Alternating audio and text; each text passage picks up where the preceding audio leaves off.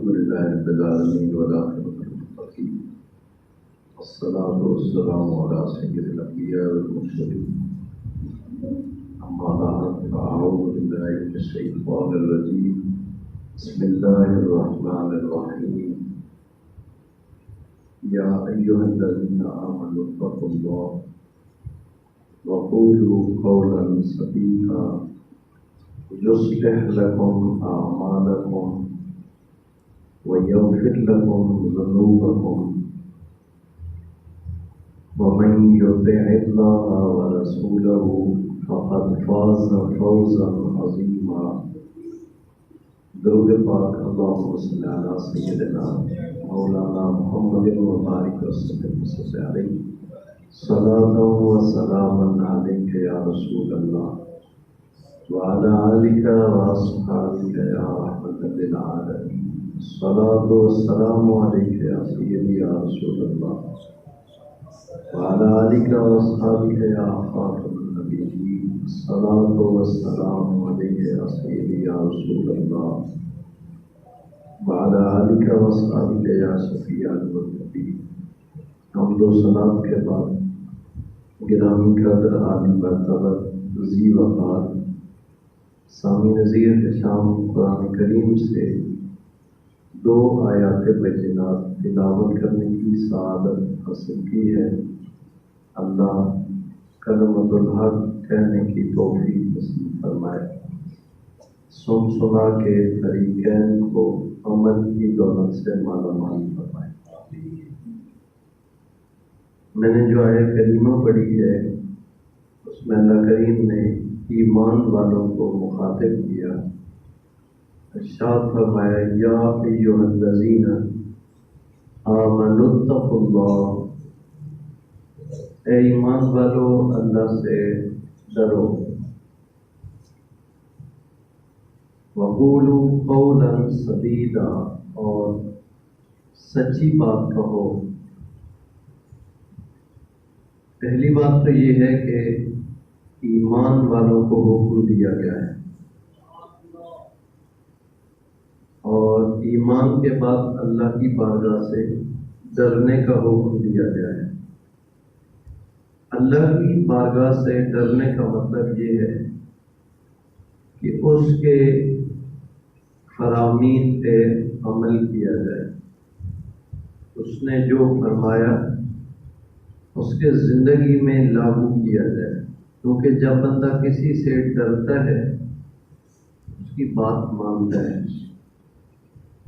اگر آپ والد سے ڈرتے ہیں تو والد جو کہے گا آپ مانیں گے.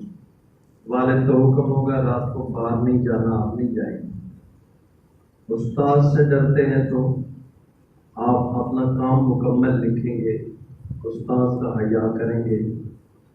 جو کام کہا جائے گا وہ بر وقت آپ مکمل کریں.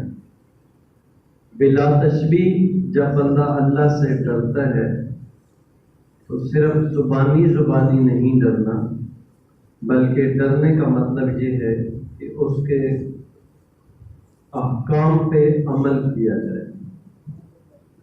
آگے فرمایا وقولوا قولا سدیدا، اور سچی بات کہو. الصدق ینجی والکذب یہلک، سچائی نجات دیتی ہے اور جھوٹ ہلاکت میں ڈال دیتا ہے. نبی رحمت صلی اللہ علیہ وسلم کے ارشاد گرامی کا مفہوم ہے کہ جب انسان جھوٹ بولتا ہے تو فرشتے اس سے 1 میل تک دور چلے جاتے ہیں اس کی بو کی وجہ سے. ہمارے معاشرے میں بو نہیں آتی ہے کیونکہ ہم سارے اس ماحول میں رچ بس ہیں. بو اور خوشبو تب بندہ امتیاز کر سکتا ہے جب بندہ اس ماحول سے ہٹ کے رہتا ہو. اگر آپ پولٹری فارم پہ جاتے ہیں تو آپ فٹافٹ ناک پہ ہاتھ رکھیں گے.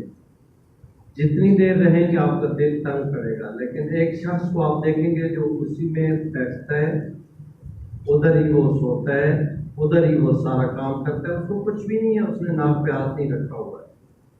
آپ باہر سے گئے، آپ کو وہ محسوس ہوا ہے کہ یہاں تو بڑا تعفن زدہ ماحول ہے اور بہت زیادہ بدبودار ماحول ہے، تو آپ چونکہ باہر سے گئے آپ کو محسوس ہوا ہے کہ یہاں تو ماحول کچھ اور ہے، لیکن جو شخص بیچ میں رہتا ہے اس کو کوئی پتہ نہیں ہے کہ یہ کون سا ماحول ہے۔ آپ کہیں گے ہم تو صبح سے لے کے شام تک جھوٹ بولتے ہیں، ہمیں تو وہ نہیں آتی ہے۔ تو مسئلہ یہ ہے کہ ہم اللہ ماشاء اللہ سارے کے سارے اس ماحول میں رچ بس گئے ہیں، جھوٹ بولتے ہیں کوئی پتہ نہیں چلتا ہے۔ تو فرمایا وقولوا قولا سدیدا، سچی بات کرو۔ یصلح لکم اعمالکم، اپنے اعمال کی اصلاح کرو، اپنے عمل درست کر لو، اپنا کردار پاکیزہ بنا لو۔ کردار اچھا ہوتا ہے تو بندہ کسی تک دین کا پیغام آسانی سے پہنچا لیتا ہے۔ ہمارے جو بڑے اکابر گزرے ہیں ان کا طریقہ کار یہ ہوتا کہ وہ پہلے کسی شہر میں جاتے، وہاں تجارت کرتے اور تجارت پوری ایمانداری کے ساتھ کرتے۔ جیسے آپ کہتے ہیں نا یار ادھر سے نہیں لینی ہے، فلاں شخص بہت اچھا اس کا ریٹ ہے اور اچھی چیزیں دیتے ہیں، آپ اس کے پاس جاتے ہیں تو وہ پہلے تجارت کر کے اپنا ماحول بناتے اور لوگوں کے دلوں میں بستے کہ یار یہ شخص اتنا اچھا ہے، پھر وہ دین کی تبلیغ شروع کرتے اپنے کردار کے بل بوتے پہ۔ اور اس سے تھوڑا اور آگے بات کو بڑھا دوں تو یہ غلط نہیں ہوگا، نبی رحمت صلی اللہ علیہ وسلم نے اعلان نبوت فرمایا، اعلان نبوت فرمایا تو اس وقت قرآن کی کوئی آیت کوئی اور ایسی دلیل آپ نے پیش نہیں کی، آپ نے لوگوں کے سامنے جو اعلان کیا ہے وہ فرمایا میں نے 40 سال تمہارے اندر گزارے ہیں، 40 سال۔ بتاؤ 40 سالوں میں کسی نے مجھے جھوٹ بولتے ہوئے سنا ہے؟ کسی نے مجھے امانت میں خیانت کرتے ہوئے دیکھا ہے؟ کسی نے مجھے لوگوں کے ساتھ فراڈ کرتے ہوئے دیکھا ہے؟ تھے جان کے دشمن لیکن ان سب نے کہا ہم آپ کو صادق اور امین مانتے ہیں، ہم آپ کو سچا بھی مانتے ہیں اور امانت دار بھی مانتے ہیں۔ تو آپ نے اعلان نبوت بھی فرمایا تو دلیل اپنا صاف ستھرا پاکیزہ اور وہ طہارت والا کردار ان کے سامنے رکھا ہے، اعلان نبوت کی دلیل بنا کے کہ یہ میں اعلان نبوت کر رہا ہوں اور خدا کی توحید کا پیغام تمہارے سامنے رکھ رہا ہوں۔ اگر میں نے تمہارے سامنے کوئی غلط بات آج تک نہیں کی تو یہ بھی غلط نہیں ہے، میں تجھے جھوٹے خداؤں سے بچا کے وحدہ لا شریک کے سامنے جھکانا چاہتا ہوں۔ تو فرمایا یصلح لکم اعمالکم، اپنے اعمال کی اصلاح کر لو، اور اعمال کی اصلاح ہم نے شہر سے نہیں کرنی ہے، ہم نے اپنے ضلع سے اصلاح کا پیغام شروع نہیں کرنا ہے۔ بابا اشفاق بہت اچھا رائٹر گزرا ہے، انہوں نے کہا میں نے ایک دفعہ کوشش کی ہے کہ میں پوری دنیا کا نظام ٹھیک کر دوں، کہتے میں نے کوشش کی ہے لیکن میں فیل ہو گیا، میں نے سوچا اپنے ملک میں شروع کر دیتا ہوں، کوشش کرتا ہوں کچھ نہ کچھ ثمرات آئیں گے۔ کہتے میں نے کوشش کی لیکن مجھے رزلٹ صحیح نہیں ملا، میں نے چھوڑ دیا۔ کہا میں اپنے ضلع تک پہنچا ہوں، ضلع میں بھی میرا کام نہیں ہو سکا، میری کوشش پوری نہیں ہو سکی۔ میں نے کہا چلو یار اپنے شہر میں تو کوئی مسئلہ نہیں ہے، لوگ میری بات مانیں گے۔ شہر میں کوشش کی، شہر میں بھی کسی نے بات نہیں مانی، کہتے میں نہیں اصلاح کر سکا۔ میں نے کہا چلو یار محلے میں تو دکاندار بھی جانتے ہیں، رشتہ دار بھی ہیں، جاننے والے ہیں، تو وہاں تو مسئلہ نہیں ہے۔ کہتے میں محلے میں شروع کیا، محلے میں بھی لوگوں کی اصلاح نہیں کر سکا ہوں۔ آپ دھیان سے بیٹھے ہیں جی، جاگتے بیٹھے ہیں آپ؟ میں اپنے محلے میں بھی لوگوں کی اصلاح نہیں کر سکا ہوں۔ میں نے کہا یار محلے والے بھی نہیں مانتے، چلو اپنے گھر میں تو بات مانیں گے لوگ، میری بیوی ہے، بچے ہیں، دیگر میرے لواحقین ہیں، ان کو تو بات کہوں گا تو کوئی مسئلہ نہیں ہے۔ کہتے میں نے گھر میں شروع کیا، گھر میں بھی میں نے اصلاح کا نظام شروع کیا، کوشش کی، لیکن مجھے کوئی ثمرات نہیں ملے، میں فیل ہو گیا۔ میرے ایک بیٹے کا مزاج اور تھا، دوسرے کا اور ہے، تیسرے کی طبیعت اور، بیوی کا مزاج اور، میری طبیعت کچھ اور، گھر میں بھی میرا بس نہیں چلا ہے۔ میں اس نتیجے پہ پہنچا ہوں یار چھوڑو دنیا، ملک، ضلع، ڈویژن، شہر، محلہ، گھر، چھوڑو سب کو. یہ 6 فٹ کی باڈی میرے کنٹرول میں ہے، یہ میرا وجود میرے بس میں ہے. آنکھیں میں اٹھاؤں گا تو اٹھے گی، ہاتھ میں کسی کے گریبان میں ڈالوں گا تو ڈلے گا، کوئی برا کام کروں گا تو ہوگا، کوئی اچھا کروں گا تو ہوگا، کسی کام کی طرف چلوں گا تو میرے قدم حرکت کریں گے. یہ تو میرے بس میں اپنی اصلاح کر سکتا ہوں. تو میں نے اپنی ذات سے اصلاح شروع کی ہے. کہتے ہیں میں نے اپنی ذات پہ شروع کی. میرے گھر کا ماحول اچھا ہو گیا، گھر اچھا ہو گیا. میں نے دیکھا کچھ دنوں کے بعد میرے محلے کی فضا چینج ہوگی، میرا سارا شہر اچھا ہو گیا. تو ہم نے اصلاح دنیا سے نہیں کرنی ہے، یہاں سے شروع کرنی ہے، اپنی اصلاح سے. پھر دیکھیں محلہ بھی ٹھیک ہو جائے گا، شہر بھی ٹھیک ہو جائے گا، پھر سارے ماحول ٹھیک ہو جائیں گے. پھر ہمارا تبصرہ جو ہم کرتے ہیں، میں کل صبح سفر پہ نکلا ہوں نماز کے بعد اور آج 11 بجے واپس آیا. راستے میں جس گاڑی میں بیٹھا ہوں، جس شخص کے پاس بیٹھا ہوں، وہاں پہ یہی بات چل رہی ہے. ہماری قوم کو کیا ہو گیا، ہماری قوم کس ڈگر پہ چل پڑی، ہمارے جوانوں کو کیا ہو گیا، ہمارا فلاں کیا ہو گیا. دوسروں کی کوشش ہو رہی ہے، اپنا کوئی پتہ نہیں ہم کیا کر رہے ہیں. اور جس بندے نے کرایہ دیا ہے وہ کنڈکٹر کہتا ہے 10 روپے زیادہ دے دیں، 20 زیادہ دے دیں، 30 زیادہ دے دیں. اگلے والا بندہ کہتے ہیں ہم روز جاتے ہیں، ہم 30 دے کے جاتے. نہیں اب یہ بڑھ گیا ہے. تو حالت یہ ہے کہ تبصرہ دوسروں پہ اور کام خود غلط کر رہے ہیں. تو میری اور آپ کی روٹین بھی یہی ہے. ہم جب کہتے ہیں تو کہتے ہیں درزی ٹھیک ہو جائے تو سب ٹھیک ہو جائے، ڈرائیور ٹھیک ہو جائے تو سب ٹھیک ہو جائے، وہ دودھ میں پانی ملانے والا چھوڑ دے تو سارا ٹھیک ہو جائے، مولوی صاحب ممبر پہ صحیح باتیں کرے تو سارا معاشرہ ٹھیک ہو سکتا ہے. دوسروں پہ ہماری نظر ہوتی ہے لیکن اپنا ہمیں نہیں پتا ہوتا ہے. تو آئیں یصلح لکم اعمالکم، اپنے اعمال کی اصلاح یہاں سے شروع کریں، یہاں سے شروع کریں. نبی رحمت صلی اللہ علیہ وسلم کی مقدس بارگاہ میں صحابی آئے، عرض کرتے ہیں یا رسول اللہ صلی اللہ علیہ وسلم مجھے کیا پتہ چلے گا خیر کیا ہے اور شر کیا ہے، نیکی کیا ہے اور بدی کیا ہے، برا راستہ کون سا ہے اور اچھا کون سا ہے. اگر آپ کی توجہ ہے تو نبی رحمت صلی اللہ علیہ وسلم نے اپنے اس صحابی کو ارشاد فرمایا تھوڑا قریب آ جاؤ. کہتے میں قریب ہو گیا. پھر آپ نے فرمایا تھوڑا اور قریب آ جاؤ، میں اور قریب ہو گیا. تیسری مرتبہ پھر کائنات کے تاجدار نے فرمایا تھوڑا اور قریب آ جاؤ.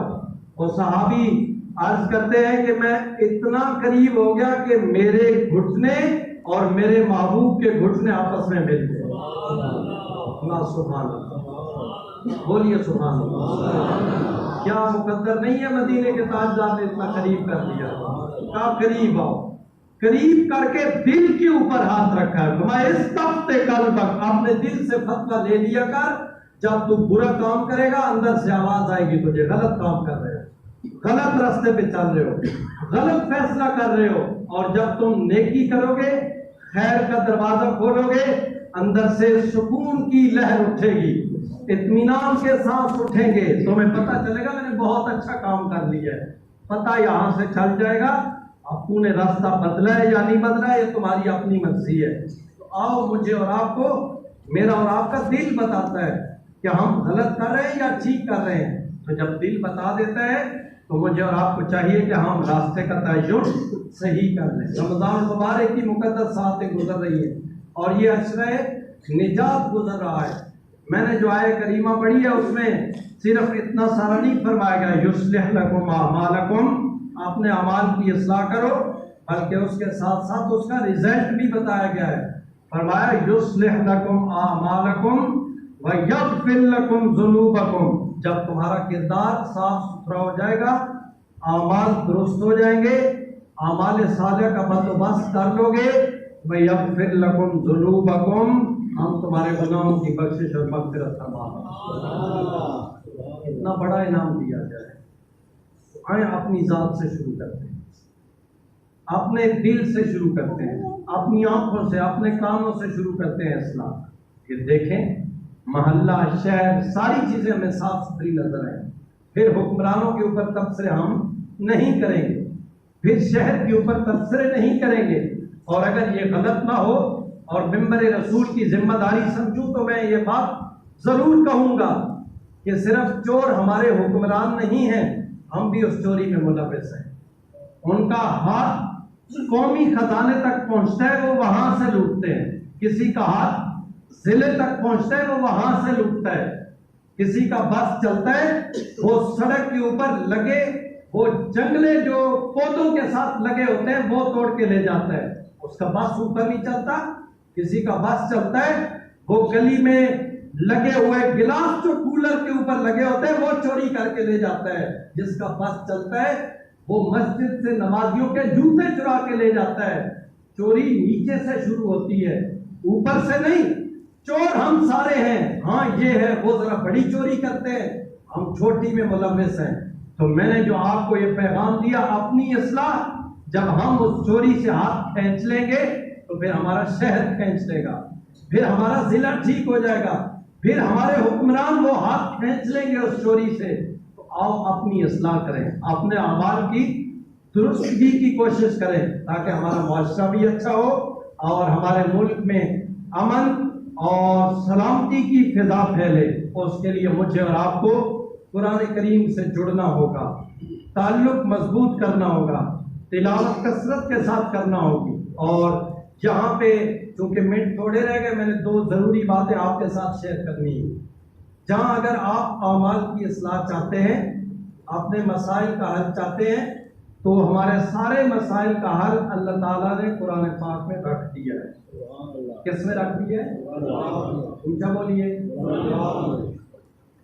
کل ہم بیٹھے تھے، ایک بیرون ملک کے دوست تھے، وہ کہتے ہیں ایک شہر ایسا ہے جہاں پہ کوئی کلینک نہیں ہے، کوئی ڈاکٹر نہیں ہے، کوئی حکیم نہیں بیٹھتا ہے۔ میں نے کہا اچھا، وہ لوگ بیمار نہیں ہوتے؟ پھر ان کی خوراک کچھ ایسی ہے؟ انہوں نے کہا نہیں، بیمار ہوتے ہیں، بیماریاں ان کو مختلف قسم کی لگتی ہیں۔ میں نے کہا پھر کیا کرتے ہیں؟